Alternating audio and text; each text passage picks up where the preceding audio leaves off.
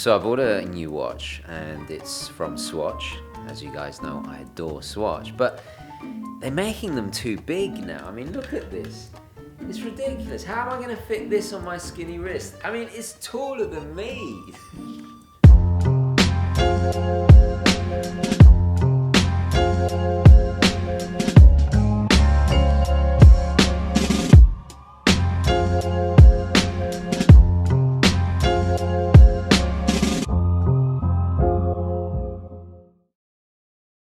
Okay, hi guys, and welcome to the show. Today I'm going to be announcing another giveaway. The generous folks at WatchBox are very kindly allowing you the chance to win a Black Bay Bronze, the famous Tudor, of course.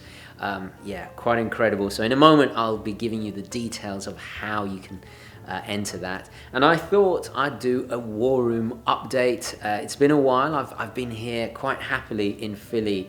I've lost track of time, but the 1 year anniversary of joining WatchBox will be in a couple of months' time, so time has flown. First of all, I've got to do wristwatch check. Now, I'm wearing my Pepsi. I didn't start off the day wearing my Pepsi. My beautiful assistant will pan down.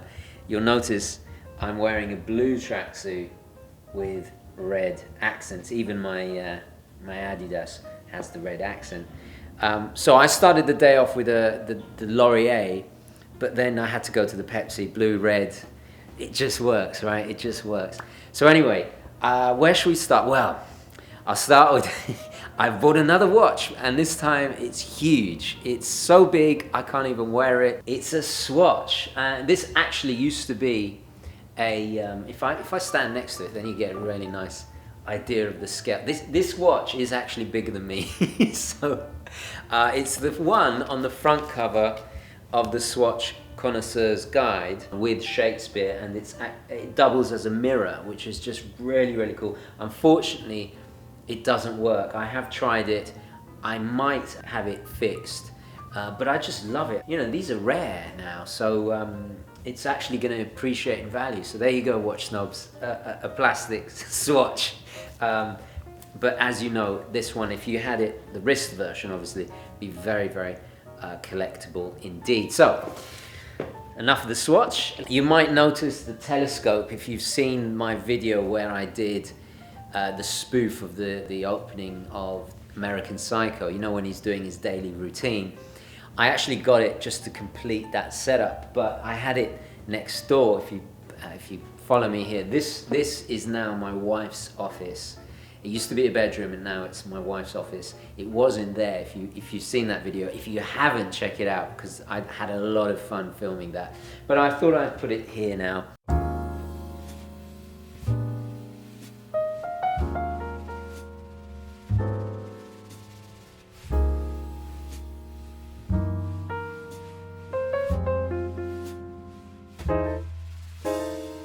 A lot of this stuff you've seen in the original War Room video. If you've missed that, you know, I talked about my Queen Mary.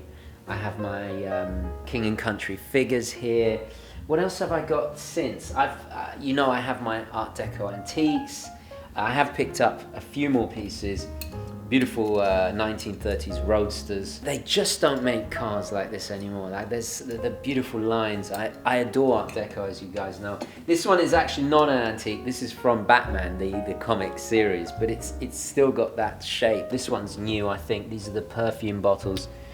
Beautiful. It almost looks like amethyst. It's stunning. Lots of more books. Oh, Pazuzu.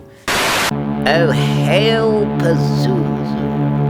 Pazuzu statue there.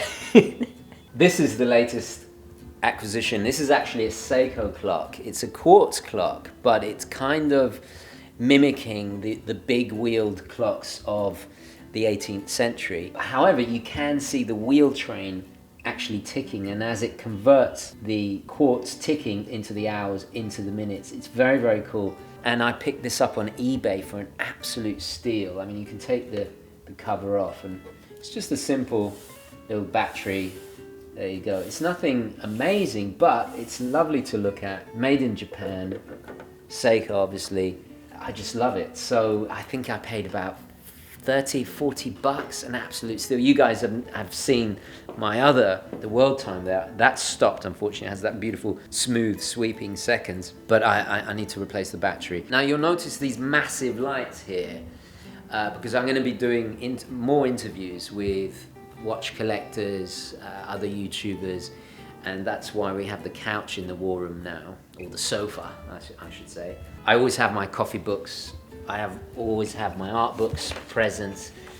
Here we have Caravaggio. I have to have a little bit of culture, which reminds me, I have got a new, it's probably one of my best pickups. This was a gift from, again, my beautiful wife at Christmas. This is the third Rolex book I've got, but every time I get a Rolex book, it's like, it's even better than the last one. This one, it's strange. It's very comprehensive. Beautiful pictures. Oh, there's old Hans Wilsdorf there. There's all the advertising. However, there are some errors in it, which I was a bit surprised. I didn't expect, but maybe I've become more proficient as a Rolex. I don't like to call myself an aficionado or anything. I think that's a bit arrogant, but I couldn't help noticing there are some little errors in this book, but great book all the same. Got a history of rings, obviously. You guys know me. Oh, there's the older Rolex book. And in this little antique tray here, I have all the cards you see, State of the Collection, London, G-Shock, Rolex Day Date, 30 Atmos there, AP Royal Oak. So these are whenever I want to do a video, and I can just sort through very quickly. And I brought back from London the snares, which I'm constantly beating Hugo at. So you've seen that.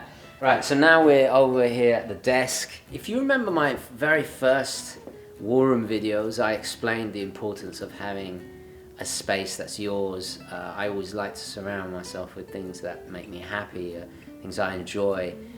To have your little area. Before it was, I shared a room. I didn't have a proper room like this, so this is definitely a step up. Here I've got the big boy because of course I have upgraded the cameras, if you see over there. These two cameras are 4K, capable of shooting 4K. Unfortunately, the way YouTube is right now, the way it processes the videos, it's a bit of a waste of time. It differs it down to HD is the only kind of streamable.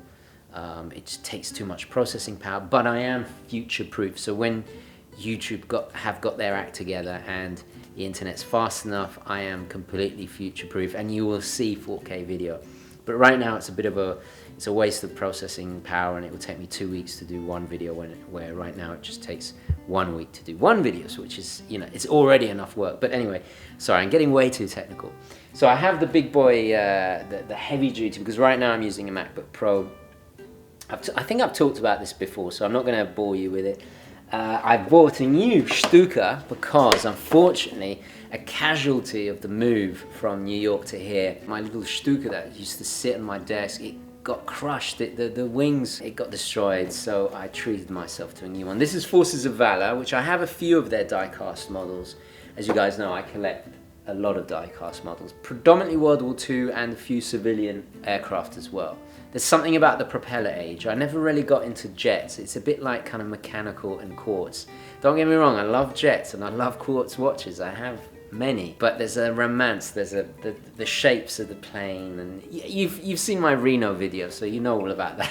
Anyway, so I have yet to unbox it. This is a really cool little addition. I have the large Enterprise. This is the Class D, and I am a bit of a Trekkie. I know. It's funny. When I was a kid, you wouldn't really want to admit that, but these days it's become kind of trendy, right, to be a nerd, right? Yeah, that was a tentative yes there. I've been binge watching a channel called Irish Trekkie. The name on it's exactly how it sounds, right? He did a review of these beautiful models, and they're so intricate. The paint job, everything. So I had to get one, and I'm probably going to get a Deep Space. I have my Micro Machine Deep Space 9, but I want to get a one in this scale.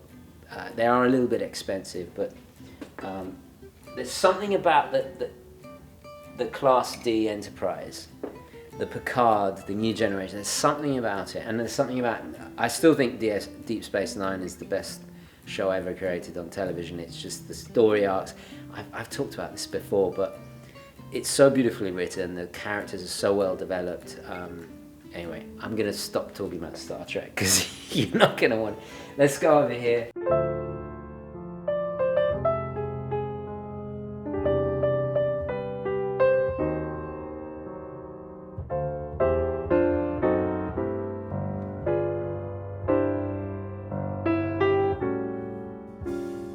As we're on the subject of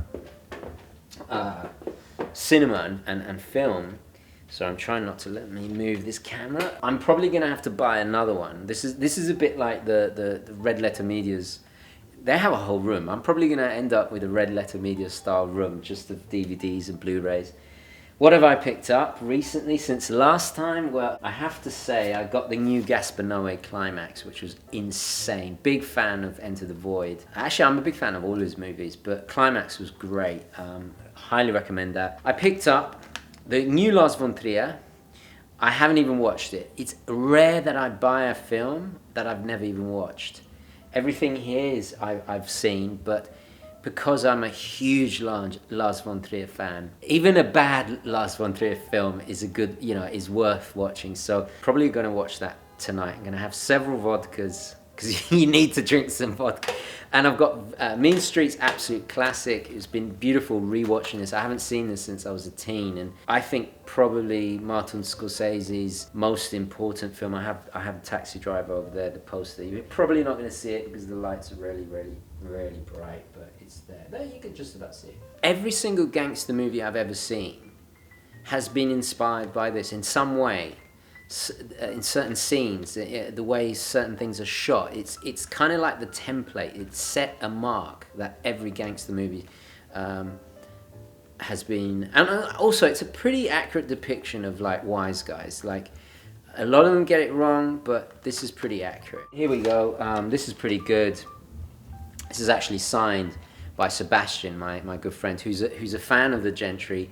He sent me this and a whole bunch of other stuff. He's actually in it. He stars in it. German actor, and I'm a big fan of his work. He's on 2 shows on Netflix. One is NSU German History X, which he's just really terrifying, and then the other one is Babylon Berlin. Both I highly recommend.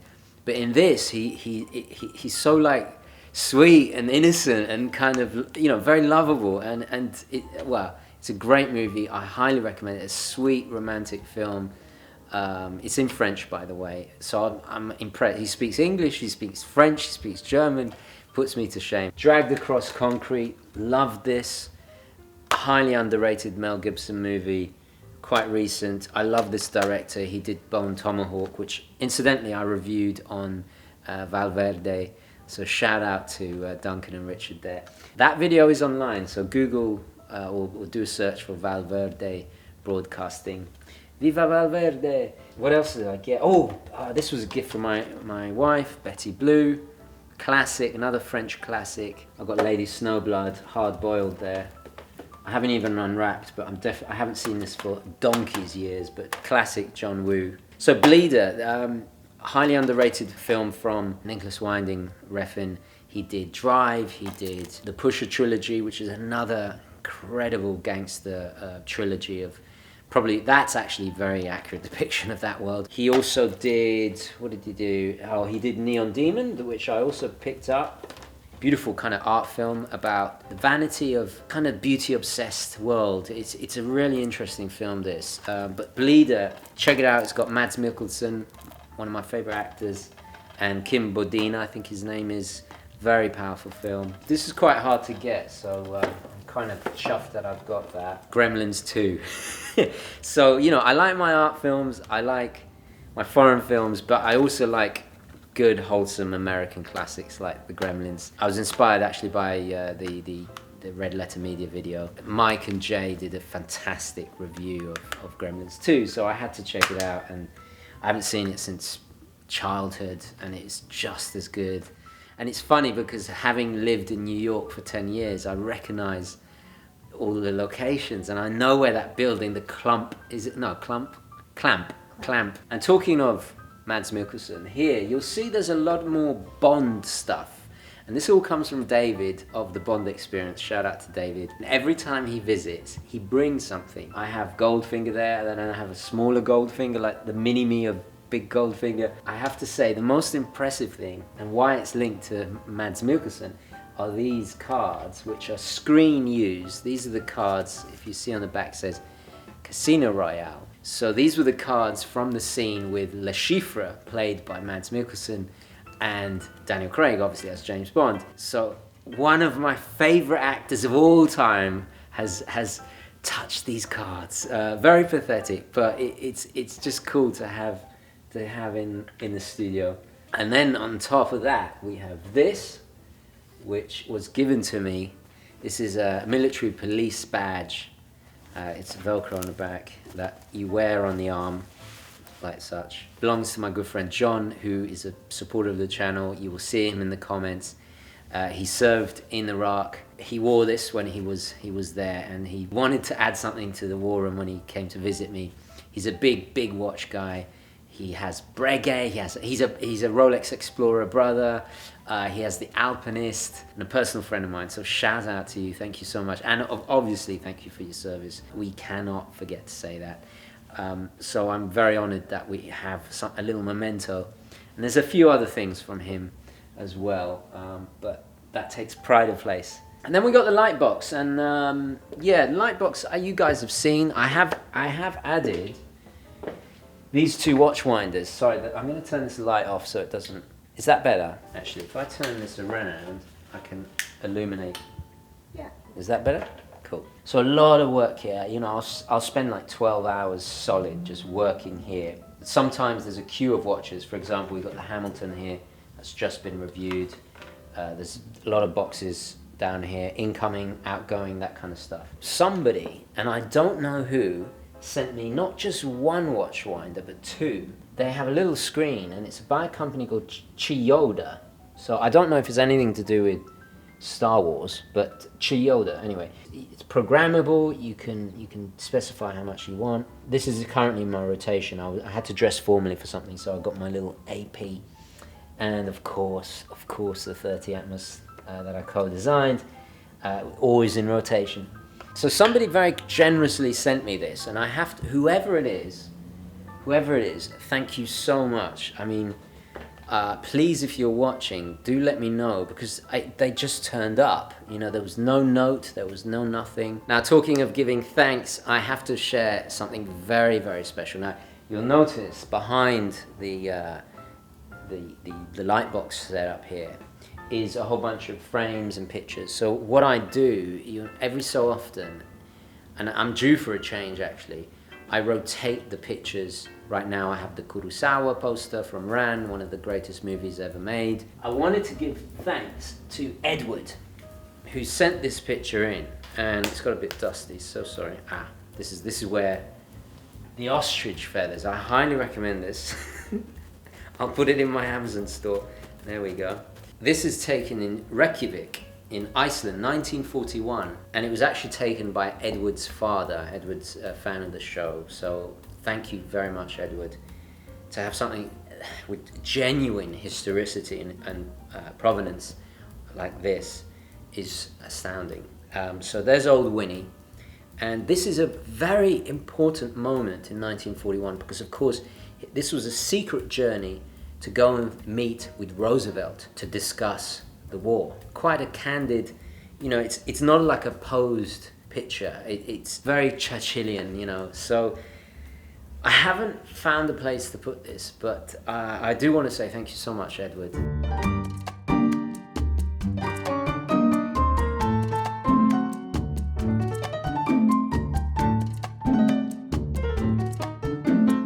Okay guys, so I'm going to leave it there. I hope you have enjoyed this little update and behind the scenes here at Gentry HQ.